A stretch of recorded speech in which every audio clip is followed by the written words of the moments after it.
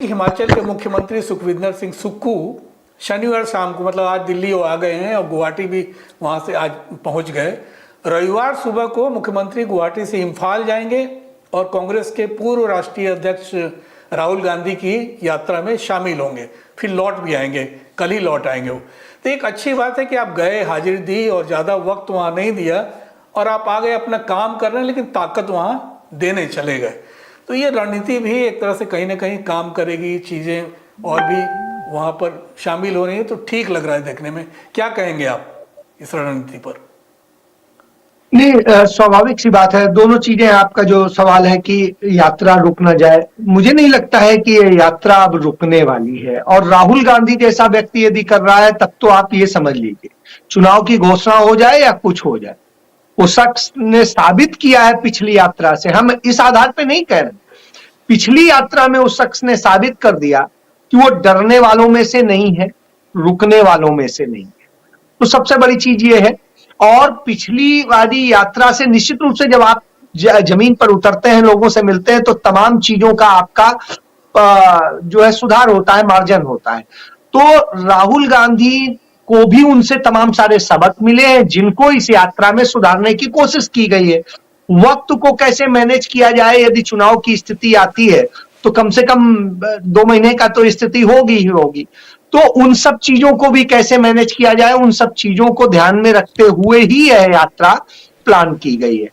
फिर आपका जो सवाल था कि जिस तरीके से सारी चीजें हो रही हैं, मुझे लगता है इंडिया गठबंधन बहुत अच्छे ढंग से अब चीजों को लेकर के बहुत संजीदा है और उसके सभी सदस्य अपने अपने ढंग से अपना बेहतर कर रहे हैं। और देखिए, इस बात को लेके कहीं तकलीफ किसी को नहीं होनी चाहिए कि कोई पार्टी क्या कह रही है। हर पार्टी अपना अपना हित चाहती है, लेकिन एक अच्छी चीज ये है कि इस पूरे में आज ही जैसे मीटिंग थी, आज मल्लिकार्जुन खड़गे और सबकी बात जब चल रही थी, तो संयोजक पद के लिए जब कहा गया नीतीश जी को, तो नीतीश जी ने कहा नहीं, मुझे पद नहीं चाहिए है, मैं पद की लालसा में नहीं कर रहा हूं, मैं जोड़ने। तो ये एक बड़ा संदेश उन्होंने दे दिया है, मेरा मकसद है कि ये चीज होनी चाहिए। और सबने नाम जब सजेस्ट किया था, पिछली बार भी सजेस्ट किया था खड़गे साहब का, और सर्वसम्मत से सभी ने उन्हें चेयरमैन के तौर पे स्वीकारा है। तो ये एक, और वो है भी, सबसे सीनियर भी हैं और योग्य भी हैं और नेशनल और स्टेट का दोनों का उनका एक्सपोजर है।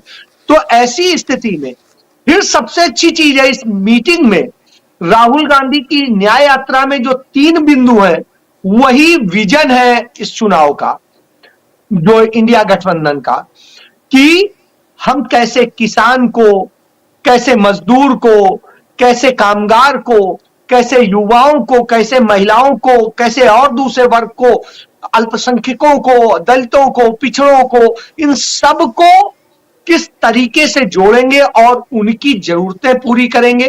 जो पूंजी एक तरफ जा रही है उसे सब में कैसे बांटा जाए, किस तरीके से किया जाए, उसको करेंगे। तीसरी चीज, जो न्याय और न्यायिक संस्थाओं और दूसरे संवैधानिक संस्थाओं का दुरुपयोग हो रहा है और जिस तरीके से समाज को तोड़ा जा रहा है, तो उन सबको भी हम कैसे वो करेंगे। तो तीनों, आर्थिक न्याय, सामाजिक न्याय और साथ साथ जो है राजनीतिक न्याय, तीनों की बात करके राहुल गांधी ने एक बड़ा कैनवस खड़ा कर दिया है जिसमें सब समा जाते हैं।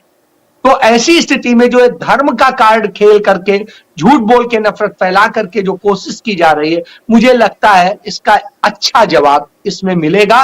क्योंकि ये राम का जो ये ड्रामा कर रहे हैं, ये बेसिकली 9 राज्यों से ऊपर नहीं जाता है और जिन 9 राज्यों में असर होता है वहां पर भारतीय जनता पार्टी लगभग सभी जगह मैक्सिमम है।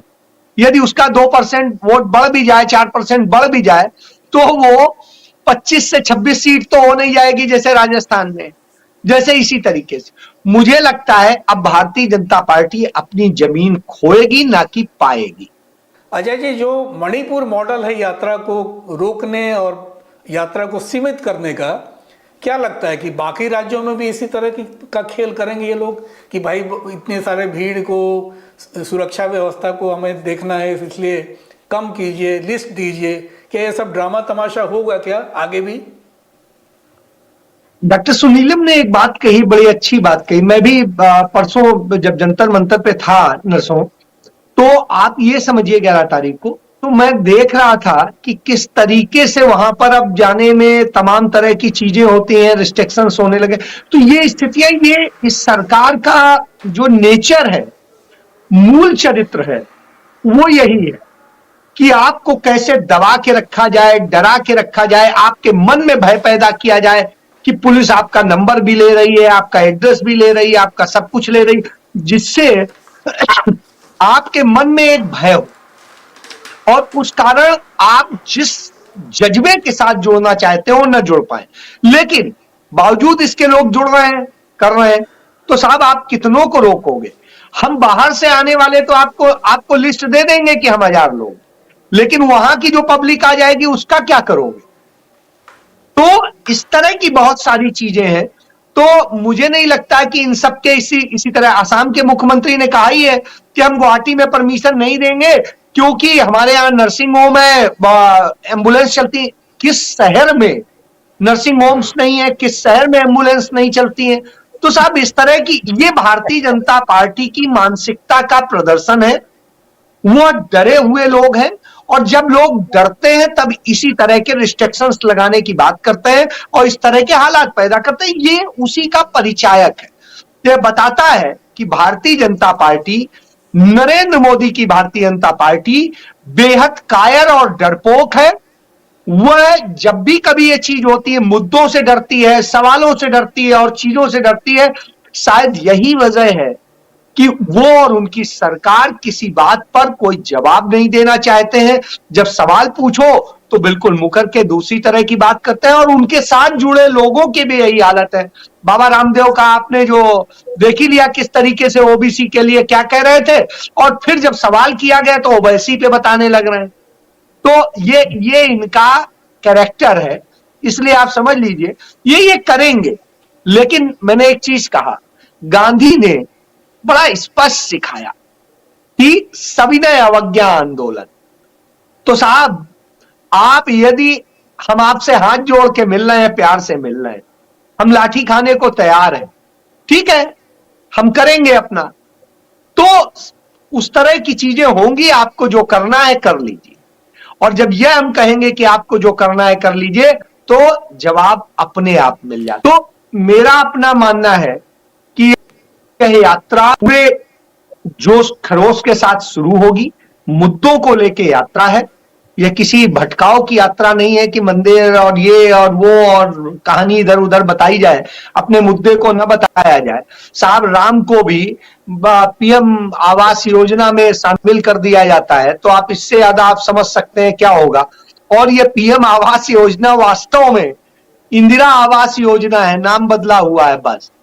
तो इससे आप समझ लिया। और झूठ बोला जाता है कि 4 करोड़ घर, साहब अभी 2 करोड़ भी नहीं मिले हैं, 4 करोड़ की बात करते हैं। तो ये उस तरह की बातें करने वाले लोग हैं। रोजगार दे नहीं सकते और चीजें कर नहीं सकते, दलितों को, पिछड़ों को, आदिवासियों को इंसाफ दे नहीं सकते, महिलाओं और युवाओं को इंसाफ दे नहीं सकते। इस देश का बेड़ा गर्क कर दिया है, देश की सुरक्षा खतरे में है, चंद पूंजीपतियों के हाथ में सब कुछ सौंपा जा रहा है, इस देश की संपत्तियां, इंफ्रास्ट्रक्चर सब कुछ। तो ऐसी स्थिति में यह यात्रा वास्तविक तथ्यों पर फोकस्ड है और वो तथ्य आम जन को प्रभावित करने वाले हैं। कैसे महंगाई और बेरोजगारी घरों को तोड़ रही है, तो इसलिए ये सभी चीजों का जवाब है।